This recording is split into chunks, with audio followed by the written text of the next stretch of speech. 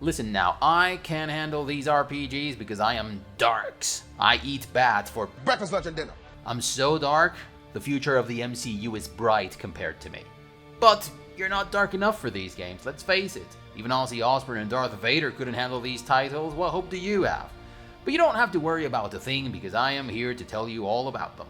Welcome to Ye Olde Entertainment, and today we are going to talk about RPGs that are too dark for you to handle. Some of them are fresh out of the oven and some of them have been around for a while but are now much bigger than they were when they first came out, or since the last time we talked about them here on the channel. So it might just be the best time to look into them again. I'm warning you right now though, I'm gonna go off on a lot of tangents about a lot of shit on this video, so pay close attention to those YouTube chapter markers if you want to skip to the next bit. So let's start our descent into darkness with Shards of Order. Fresh out of the 2026 oven, this is a dark fantasy RPG that uses cart battler mechanics for its combat. So you could say it sits somewhere in between RPG and cart battler. I find it funny that this title has been promoted left, right, and center as not a roguelike. These guys sure know their audiences, I tell you. They know many of you RPG freaks have played every medieval fantasy RPG under the sun. The good, the bad, and the ugly. And that you're like Ryu in Street Fighter 2, always seeking the next challenge. And because good RPGs are relatively few in numbers, you started looking for some of the things that you get from RPGs in other genres. And that's how you came upon cart battlers. Strategy, tactics, synergies, no bloated stories to get in the way of the action, all that sounded very interesting, so you gave the genre a spin. But soon you crashed hard into the wall of RLDBs, roguelike deck builders that is. And with every new game you tried, you became more and more frustrated with the fact that the genre wasn't quite what you expected. You never quite accepted the fact that these games aren't about choosing your preferred approach top to bottom and running with it all the way through to the end. That they are more about dynamically adapting your tactics as you get new cards. You don't like the concept of meta progression. You like games that reward you for getting better at them, not just for spending time with them. You do not like games where you can't save and restore whenever you want, because you like to go back to the drawing board when you are defeated to try out a new plan, and try again just that one battle that you couldn't win. And you definitely do not like that every time you fail, you are put back in square one. Because why should you have to kill all those enemies that you have already defeated? You earned the right to be there and to try as many times as you want until you figure it out. Am I right? Or am I right? I got you. And more importantly, I got you covered. Because I am going to make a list of cart battlers that were made for RPG enthusiasts, so that you don't have to come the endless, and I do mean endless sea of cart battlers for that game that might do it for you. But for the time being, we are going to talk about Shards of Order, a game that'll surely make it to that list. Spoiler alert, it's already there. Shards of Order is a dark fantasy RPG that has most of those features and mechanics you expect from the genre. There are companions that join your party and who have their own reasons to tag along for the ride. There are items that you can equip on your party members, and there is a build aspect to all of these moving parts. And I'm happy to report that cards and equipable items are very much a part of this build aspect. As it happens with your favorite RPGs, you need to hone each party member to the role you want him or her to play in combat. But you also need to think what your overall strategy is going to be. There are cool synergies, plenty of ways to strengthen your deck's core premise, etc. The visuals, the premise of the story, and the whole theme is darks. You are trapped in a dark, sinister village deep down somewhere inside a dark pit surrounded by dangerous, dark creatures. You don't know how you got there, and you only have a vague idea of why you were kicked into the shithole. You also lost your identity and many of your memories in the process. So you got your work cut out for you. You have to figure out who you are and how to get the hell out of there. And make no mistake about it, this is not a metaphor for finding yourself in a world that hates you type of bullshit. This is, the world is cursed because bad actors have made a mess of it, and one consequence is that people have lost their memories and their minds, and they can no longer die and rest in peace.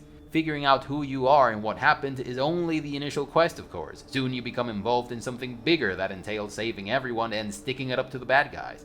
But let's not get into spoiler territory. The story is competently written, fairly interesting, and quite immersive. The ambience and the character design do a lot of the heavy lifting here because, Man, these things do rank high in the creep factor, I tell you. None of the aspects that make up the gameplay mix is groundbreaking individually, but as a whole, Shards of Order is a pretty interesting game. You don't roam around freely in this game, you should know this. I know some of you like to move your character around in isometric scenarios or in a 3D world from a first-person perspective, but that's not how it is in Shards of Order. You get a series of maps with nodes and you click on them to move your character between locations. The story is fairly linear and you are expected most of the times to explore these nodes in a certain order, though sometimes you get to choose what you want to do and where you want to go next, and there are some quests that can be solved in more than one way, and that usually entails choosing which place to go to. Also, there are a few non-mandatory quests, and those sometimes entail going back to maps that you have already finished. Combat uses a time system similar to the one in Wild Frost. Friendly and enemy actions take time to prepare, and cards consume time units. Every round has a limited number of time units. Ending your turn will consume the remaining time units, and if an enemy's action takes less time than the time remaining on the time counter, his action will trigger. Ending the turn, of course, triggers a redraw. There are many cards and equipable items with actions that trigger upon redraw, so redraw-based tactics are a thing in this game, which is also interesting. Also, as it happens in Wild Frost, you can move your characters around to manage damage mitigation, also known as tanking. Now, don't expect the complexity of Wild Frost. Cards, effects, enemies, permanent items, and game mechanics as a whole in Wild Frost amount to a much more complex and much more challenging game. So if you want to play a game that challenges your card battler talent to the fullest and uses mechanics that are similar to Shards of Orders, then you are better off playing that game instead. There are some combat encounters in which you get to play as other characters in the story who have their own decks and their own mechanics. These are puzzly fights that you're supposed to figure out. Sometimes there are solo encounters with special conditions, and sometimes you have to pay attention to the story to know what you're supposed to do next in a fight. In Shards of Order, each character has a skill tree, and unlocking a skill adds a new card or it modifies an existing card. And I like the skill trees in Shards of Order. I like them a lot. There are 0 idiotic passive skills like +1 damage or +1 shield. These skills are very tactical, and you'll find yourself going back and forth between your deck screen and your card screen to choose the cards and skills that work better with your plan. And this is exactly what I want from my skills in my RPGs. You can edit your deck at any given time, and there isn't a minimum or a maximum limit of cards. Some items give you extra cards, and as a general rule, you want to take those items as the turnstone of your strategy for that character. Some quests give you crystals with which you can enhance your items, but there are precious few, so you probably want to save them for the best items. Some quests require you to appoint a party member to perform an action or do the talking, and this usually entails using a card from his or her deck. And since your companions have clearly defined personalities, this is usually an interesting choice. If you don't happen to have the card that's needed in your companion's deck, then of course that character's option is off the table. There are some puzzles in the game. Some of them are card-based, and some of them are your typical lever and tile puzzles, but they feel organic to the gameplay. They are also idiotic. What, are you retarded? Well, then you're in luck, cause this game's definitely got you covered with its puzzles. You only need to be a living, breathing human being to solve them, which is stupid, if I'm honest with you. What's not stupid is the music and sound effects. Here's a little snippet for you to check out.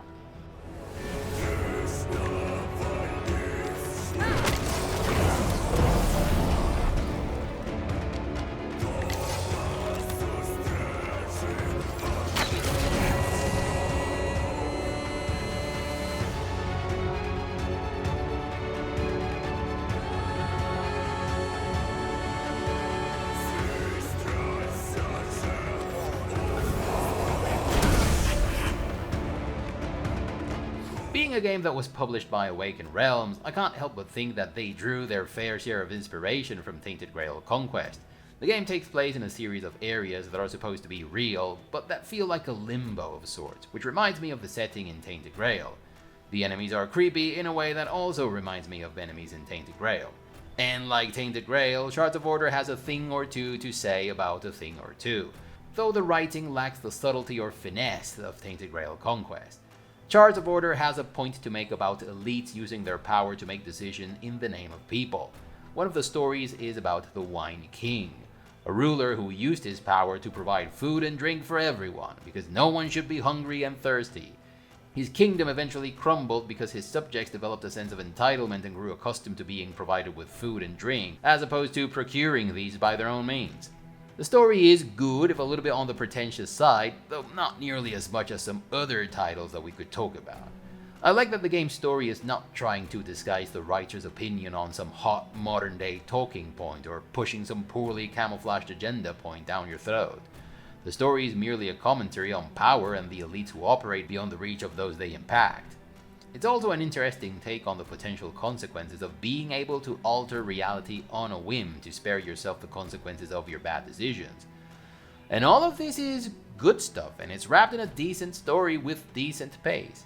The game is also free of contamination, and your main character is a dude who walks about dispensing justice with his two-handed claymore. And I know that some of you are a big fan of these.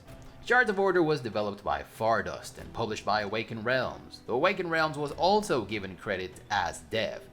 And I am glad to see Awaken Realms publishing a game like this. It's dark and strange, a little bit like Tainted Grail Conquest, and it combines RPG and card battler features, the genres that their two most notorious video games fit into. I personally would love if Awaken Realms gained notoriety as a publisher, and I think they are better off narrowing their focus to the genres and themes that made them notorious as a video game developer, rather than trying to reach out to a broader audience. Dig the trench deeper, not broader, because when you capture and captivate a niche, you are more likely to turn those who are a part of it into your loyal audience. Broad audiences, on the other hand, tend to be unreliable. They jump from one most talked about game to the next, rarely lingering on a title once it's no longer the most talked about game.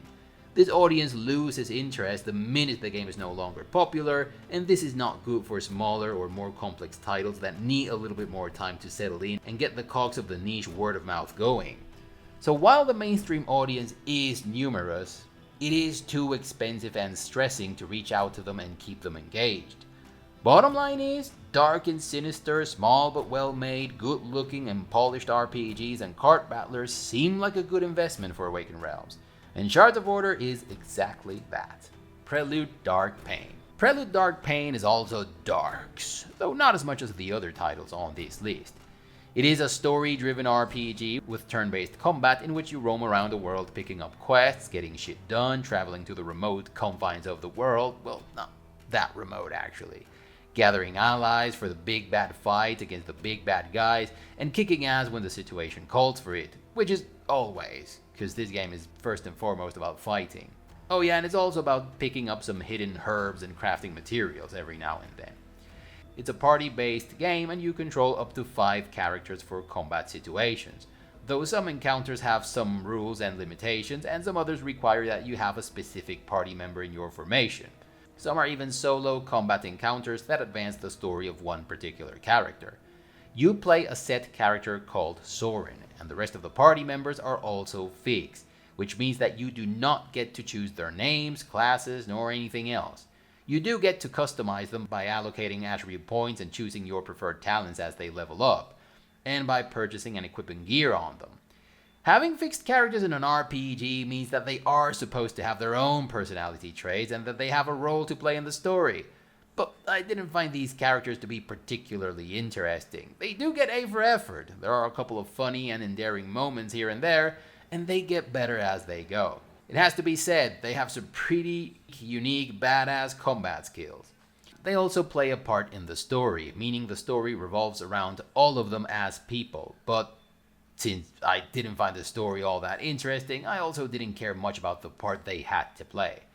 Though this also gets more interesting as the game goes, and by the end of the early access content, I was moderately invested in all of them and the part they had to play in the story.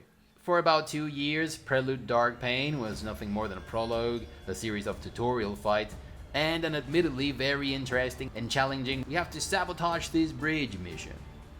It was enough to give you a taste of the visuals, the combat, and the writing, but not enough for those of us who had access to it to know what type of game it was going to be. So now it's hit the early access stage. I know, early access.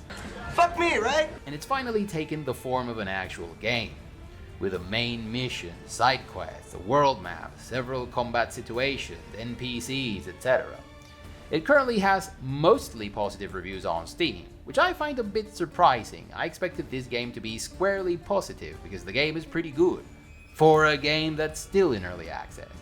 And by pretty good I mean that it gets right the main thing that it's supposed to be about. So I rifled through some of the negative reviews out of curiosity, and at least one of these reviews comes from someone who simply has no idea how to play turn-based RPGs that use a grid system. This is a great idea with phenomenal art and animations. Well, at least he's right about that. It's almost there. The combat skills and character variety are excellent. That's also true. But the battles are getting in the way of themselves. I have area damage that is useless because I always decimate my own troops. I have healing skills that are useless because they heal the enemy troops. And I'm continually stuck in little corridor levels where my characters can't move far enough, fast enough, and can't get past everyone else. What, are you retarded? Yeah, but if you click on your character's portrait, it tells you the range of the AoE and what the skill does. You are supposed to take into consideration these obstacles to plan around the level layout and the range of friendly and hostile AoE. That's what the game is about. And that's where the fun is at, trying to make the most out of these AoE skills and the level layout. And then you have reviews that are mostly on point, but that seem to grant too much importance to things that, to me, sit relatively low on the importance scale. Take this one by user Mugimaru, for example. In fact, I'm going to break this one down as a way to give you some of my own impressions about the game. I really tried to enjoy the game. The artwork is great. Yup, it absolutely is. And the world and story seemed interesting. We'll talk about that later. But the UI is terrible. I wouldn't say it's terrible, but it's definitely not great, and they still have to put a lot of work into it, especially with tiles that are shown as adjacent, but that aren't really. Take this one for example. These tiles here are adjacent. There is no visible obstacle between them, and vertically they seem to be on the same level. But because there is a separation between the two coaches, I think, you can't perform a melee attack on a target that's right next to you. Plus, clicking on the right tile is sometimes a pain in the ass when the grid is crowded, and so is getting your character to face in the right direction by the end of the turn. But back to the user review. At some point I caught myself realizing that I was spending 70% of my time fighting the clunky UI, and only 30% actually planning the fight and executing my decisions. I would flip those numbers. I would say I'd spend 30% of my time fighting the UI and 70% of my time playing the game. The UI is clearly designed for controllers, but it's just as bad with a keyboard and a mouse. Fucking yes. Absolutely. He's 100% right about this, and I also hated it. Guys, this is the type of game for which you want to put in the effort to make the whole UX keyboard friendly, because a lot of players are going to play with a mouse and a keyboard. This is a turn-based computer RPG. We want to drag and drop items to equip them. We want to hover our cursor over unequipped items to compare them to our character's equipped gear. We want to double click and or drag and drop to change party members. This is particularly bad, by the way. And please do not fix this by putting on a disclaimer of, this game is meant to be played with a controller. That's not going to fly. Not with me, at least. The only thing worse than the combat UI, the user says, is the inventory management. Comparing and changing equipment is a nightmare. Yes, it is. It's one of the worst that I've ever seen, and I would add changing party members. That is also pretty bad, if not worse. This controller thing of choosing first and then performing the action. Oh, bullshit! All of it! Not only is it unnecessarily complicated, but sometimes you cannot change your party members for story reasons, but the game does not convey this information properly. I expected the additional mission goals to be a way to challenge your skills, but they are often RNG based, which completely ruins the idea for me. I don't know what he's talking about, honestly. I totally disagree with this. The additional missions are a way to challenge your skills. They're actually pretty interesting, and I don't know what the user means by RNG based. Does he mean the number of times you have to do something? Because I think that's a fixed number. Secondary objectives aren't even procedurally generated. They are quite clearly encounter specific, and they have clearly defined goals, like kill 4 enemies by pushing them off a ledge. In fact, they actually entail doing something with a character who has recently joined your party, or with a specific type of enemy or attack. The character leveling and MVP systems also seem weird. They make leveling uneven, and I almost never agree with the game's MVP decisions. I don't think the leveling is that much affected by who the MVP is, if that's what he meant. I do find annoying that those companions who aren't in your party fall behind if you don't bring them along for missions, but they do catch up quite a bit in those all hands on deck epic missions, which are motherfucking cool, by the way. I do 100% agree that the game's criteria to choose an MVP is completely unfathomable. Like, what the hell is that about? I also almost always disagree with the game's choice of MVP. In fact, you know what would be awesome? If you could choose who your MVP was after each fight, and then reward that character in some way. This would be a small change that would go a long way. I think the game has potential, I agree. And I'd love to jump back in once the developers rebalance it and fix the UI. I also agree. But in its current state, I can't recommend it. I think whether or not I recommend it mostly boils down to how you feel about early access games. If you look at the roadmap, you'll see that these guys still have a long way ahead of them. And they already took their sweet little time getting these EA version out the door. But hey, this game was made in Sevilla, and these people are known for taking 4-hour siestas every day, so expect them to take their time. That's all I'm saying.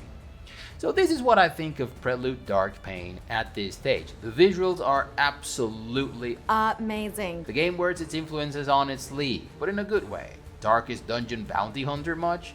Neverwinter Nights logo much? Heart West 2 train decoupling mission much? Combat is interesting. Each combat scenario is unique. You have a broad cast of enemies with varied talent, and your own party members have very cool talents with badass animations. Walking about the world map, looting or chasing combat encounters is interesting, but the map is a little bit too zoomed in, and the direction for the quest markers is absolute dogshit. I also don't like that you are confined to an area because of story reasons. I think the game would have felt much more adventure-y if it had had a map like the one in Aliloth, Champions of the Four Kingdoms. The story is not bad, it's just not well written. The characters' vocabulary and the things they talk about don't sound like they belong in the world of the game. They often tell each other things that they already know just to let the player in on things, and half of the times these are things that the player either doesn't need to know or could have easily picked up from the context. I take it as a sign of amateur writing when writers don't trust that the readers are going to be able to piece together what's going on. Also, dialogue is a little bit too utilitarian, meaning it's there to push forward the plot, but it doesn't contribute to the world building aspect of the game, which is a pity because the game has a strong and cohesive artistic personality. However, by the end of the early access, story and combat come together in high-stakes siege missions that are really good. Prelude Dark Pain is first and foremost about combat, and it gets that right. Secondary mechanics need some work, especially in regards to their UX, and the devs are a little bit too fond of the game's story in my opinion. That's why we get more conversations and story bits than I would have liked. The story is serviceable, and in the grand moments it even shines. Well, a little bit. Also, there is something that I really like about Prelude Dark Pain, or at least something that looks promising, something that I'm looking forward to in this game. And it's that, although you get to make very few decisions over the course of the game, the ones you do get to make have an impact over how things are going to play out later in the story. Or at least that's what the game tells you. But there is one thing that I know for sure.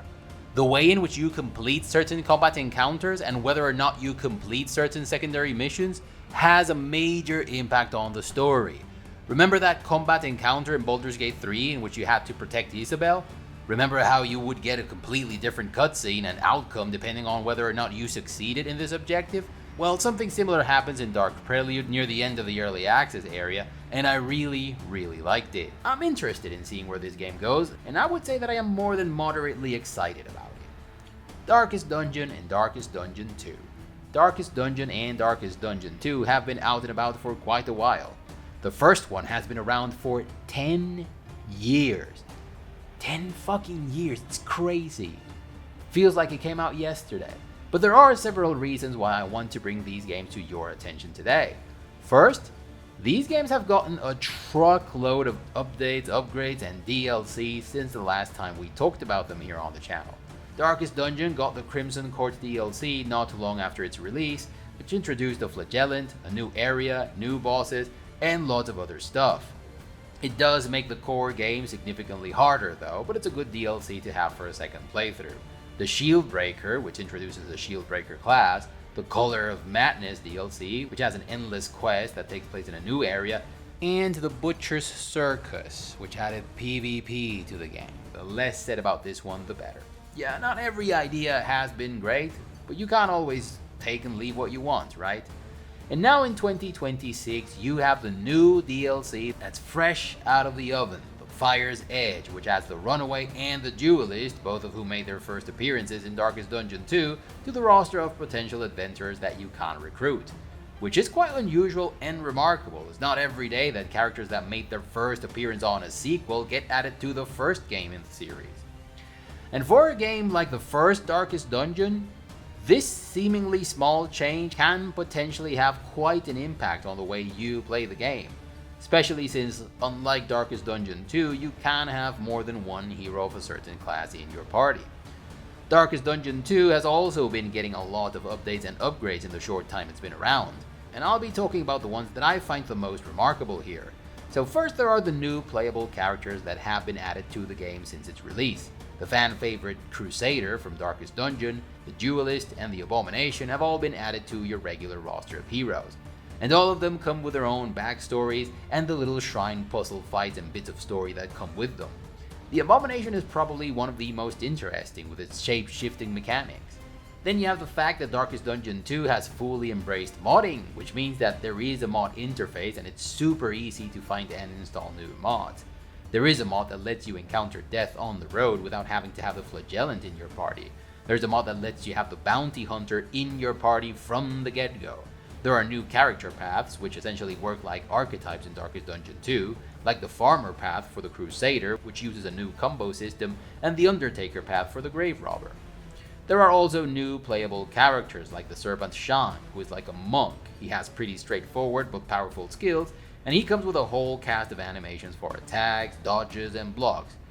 He looks a little bit like he was made by the original artist, but like they half-assed it.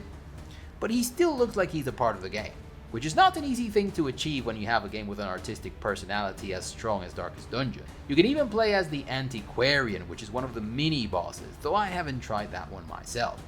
But more importantly, since we covered Darkest Dungeon 2 here on the channel, the game has gotten a new game mode called Kingdoms, which is about defending the realm from an army of invaders. It adds a whole new layer of gameplay to the formula that requires a lot of planning, and it adds a sorely missed long game component to a sequel that many criticized for not having any. And this takes us to the second reason why I wanted to bring these games to your attention today. I think now is the time, now is the best time. If you have been plucking daisies about these titles, then I think now is a good time to finally give them a shake. They are now mature, full-featured titles that you can usually get for a sizable discount on Steam from time to time. And if you did play them when they first came out, but you have not touched them in years, I think now is a good time to revisit them to see what's changed. I think you are in for quite a surprise. Also, I don't usually follow game studios on social media. I feel like I get all the info I need from the game's devlog on Steam. But if there is one studio that's worth following, it's definitely Red Hook. They have some of the cleverest posts on YouTube. They showcase their stuff in interesting ways, like their super cool merch, which I am never going to buy, but it's fun to look at, the Darkest Dungeon graphic novel series, which I might pick up at some point, and their tabletop games, amongst other things. If you are a game dev, I strongly recommend that you check these guys out on social media, or even only on YouTube, because they do know how to make their audiences feel part of the Darkest Dungeon universe. And that's it. Those are the dark fantasy themed RPGs that I wanted to talk to you about. And I have nothing more to say to you. If you liked the video, give it a thumbs up. If you didn't, give it a thumbs up. If you like what you are seeing on this channel, please consider subscribing to keep the channel from dying a horrible dark death and hitting that notification bell to avoid the usual YouTube shenanigans. Come check us out on Discord if you don't mind all the boomer talk that goes on there. I personally love it and wouldn't change it for anything. And share the video if you thought it was cool. Bye everyone. You're excused. You can go back to playing video games.